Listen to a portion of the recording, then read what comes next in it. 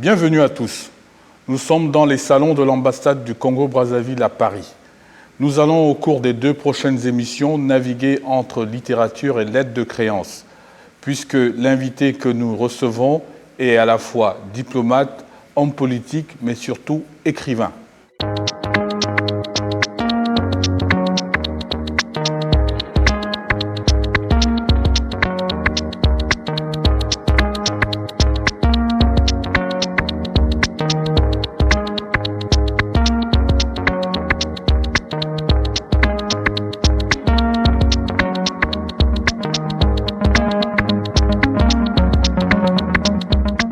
Henri Lopez, merci infiniment d'avoir accepté de participer à ce rendez-vous de Bibliothèque Tombouctou. C'est mon plaisir. 10 années sont passées entre votre dernier roman et le roman dont nous allons parler aujourd'hui. Pourquoi cette longue absence ? Vous savez, il n'y a pas de règle. C'est pas parce qu'on aura publié beaucoup de livres que l'œuvre sera plus marquante. Les écrivains travaillent au rythme de leur vie. Il y a des écrivains qui n'ont produit que 1 ou 2 œuvres dans leur parcours et ce sont des œuvres marquantes. Je ne suis pas astreint par des considérations commerciales à publier suivant un rythme. Je publie lorsque ce que j'écris me paraît être prêt, abouti et qu'il peut être livré au public. Justement, vous publiez donc chez Gallimard Une enfant de Poto-Poto. C'est un roman, votre 8e roman. L'intrigue, n'est-ce pas, est bâtie autour de 3 personnages, 3 principaux protagonistes qui se perdent de vue et se retrouvent. Toute cette intrigue est solidement reliée par les amours, les affections et une histoire coloniale partagée. L'histoire est racontée dans le roman par une narratrice qui s'exprime à la première personne.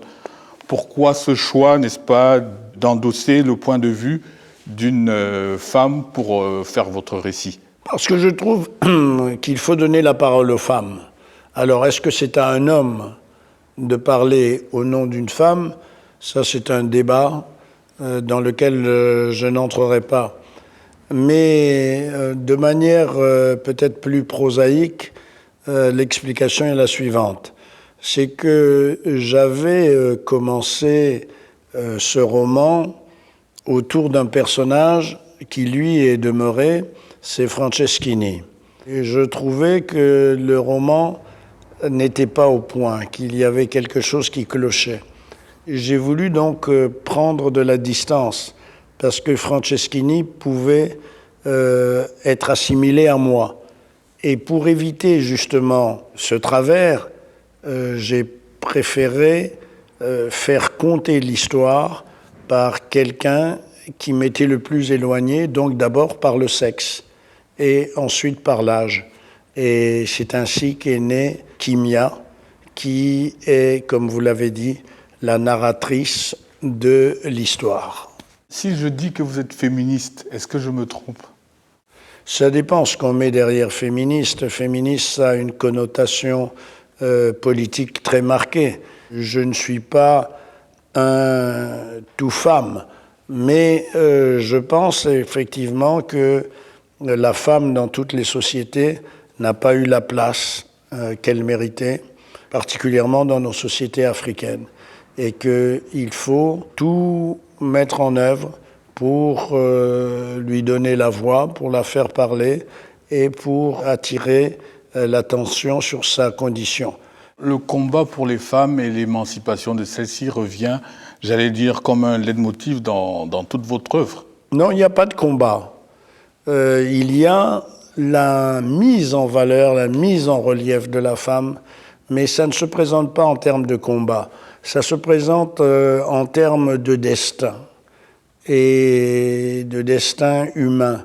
Le roman commence le 15 août 1960 et c'est le jour de la Dipanda, comme vous dites dans le roman. Autrement dit, c'est le jour de l'indépendance. Et votre héroïne, Kimia a la permission de minuit, n'est-ce pas, pour assister aux festivités. Vous-même, à cette date, où étiez-vous? 15 août, je me trouvais à Brazzaville. J'étais un jeune homme, j'étais encore étudiant. J'avais milité pour l'indépendance au sein de cette organisation qui nous regroupait beaucoup de jeunes de l'époque, la Fédération des étudiants d'Afrique noire en France. Mais mes regards se portaient plus sur l'autre Congo parce que il y avait une personnalité qui était en train de monter, qui était en plein dans son ascension, Patrice Lumumba. Et Patrice Lumumba me paraissait à l'époque plus représentative, rempli de plus d'espoir pour l'Afrique, pour la jeunesse que nous étions, que cette indépendance qui finalement était une indépendance octroyée. J'ai été très frappé par votre manière de faire les portraits des officiels qui participaient justement à cette cérémonie d'indépendance.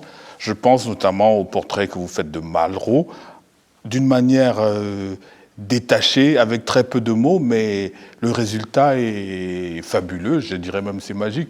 J'ai pas cherché à représenter un Malraux qui serait l'objet d'un reportage journalistique. Mais Malraux vu par les yeux de Kimia, qui est fatalement injuste à l'égard de Malraux, dur, c'est tout. Je suis pas sûr que ce soit un Malraux historique. Pour revenir justement au roman, en dehors de Franceschini, qui est un peu le Pygmalion des deux jeunes demoiselles que sont Kimia et Pélagie, elles-mêmes étant donc des amies, des sœurs et des rivales, il y a donc le quatrième personnage, de mon point de vue, qui est Poto Poto.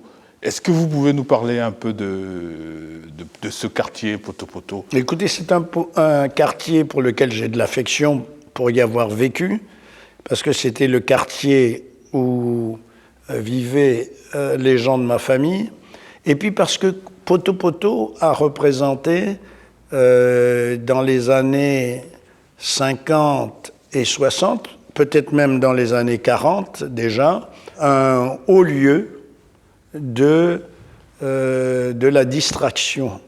Et c'est là que ont été lancés les rumbas les plus connus des deux rives du fleuve.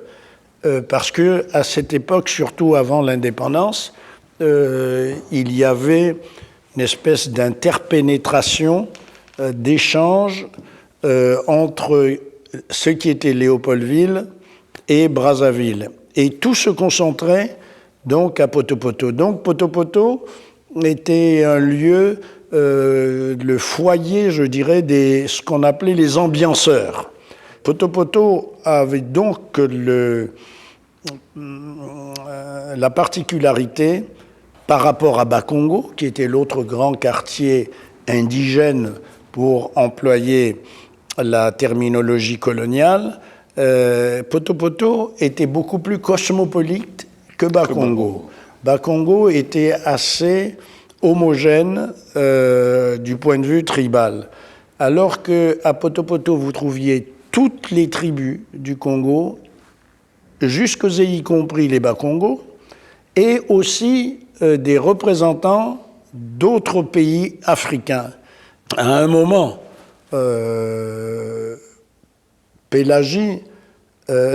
Kimia dit de Pélagie, qui elle habite Bakongo, tu es une enfant de Bakongo, mais tu es aussi une enfant de Poto Poto, parce que Poto Poto, c'est plus qu'un territoire géographique, c'est une culture. J'aimerais donc qu'on reparle un peu des autres personnages.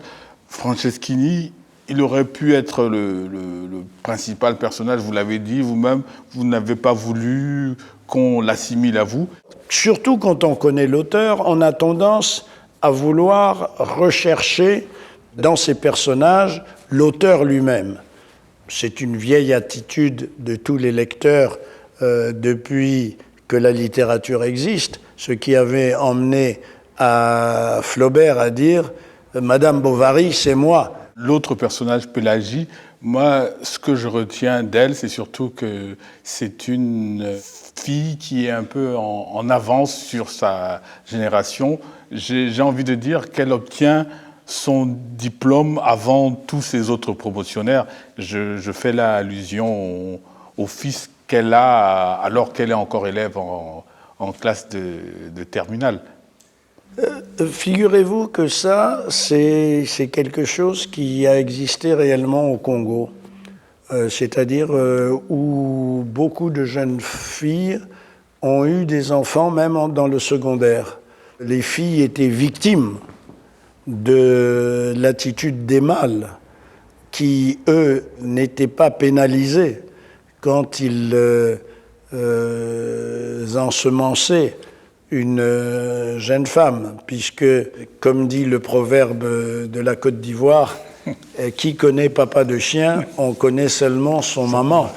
Lorsque j'étais jeune directeur général de l'enseignement, le problème s'est posé à moi, fallait-il exclure ou pas de l'enseignement les filles qui étaient enceintes? Et j'avais pris le parti de ne pas le faire. J'aborde maintenant le troisième personnage, Kimia. Kimia, qui, elle, je trouve, a un itinéraire qui n'est pas de tout repos, puisqu'elle part du Congo pour poursuivre ses études. Elle se retrouve en Amérique du Nord et finalement fait carrière à l'étranger. C'est un parcours que vous reconnaissez. Vous devez avoir dans votre entourage beaucoup de gens, nous en avons tous, dont la vie est ainsi et qui restent très attachés à l'Afrique. C'est ce qu'on appelle aujourd'hui la diaspora africaine et elle est sans doute un symbole de ce qu'il y a de mieux dans la diaspora. Il y a un autre thème qui revient et qui est très présent dans le roman, c'est le thème du métissage. Le métis, c'est pas simplement celui qui a la peau café au lait. Le métis est de plus en plus, en Afrique, un métis culturel.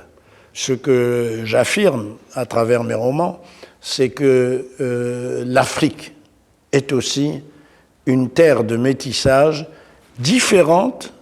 C'est pas le même métissage, mais pourquoi le métissage n'aurait-il qu'une forme? C'est pas le même métissage que celui des Antilles et des îles de l'océan Indien, par exemple, je pense à Maurice ou à La Réunion. Il y a donc la musique aussi qui est très présente dans le roman à travers la rumba congolaise. Il ne me paraît pas possible d'évoquer la société congolaise en mettant de côté la musique et aussi le goût du football. En tout cas, M. Henri Lopez, Une enfant de Poto Poto, donc publié chez Gallimard dans la collection Continent Noir. C'est un roman que je vous conseille et que j'ai lu avec beaucoup de plaisir. C'est un plaisir de vous avoir reçu. Merci de nous avoir suivis et à bientôt pour un prochain numéro de Bibliothèque.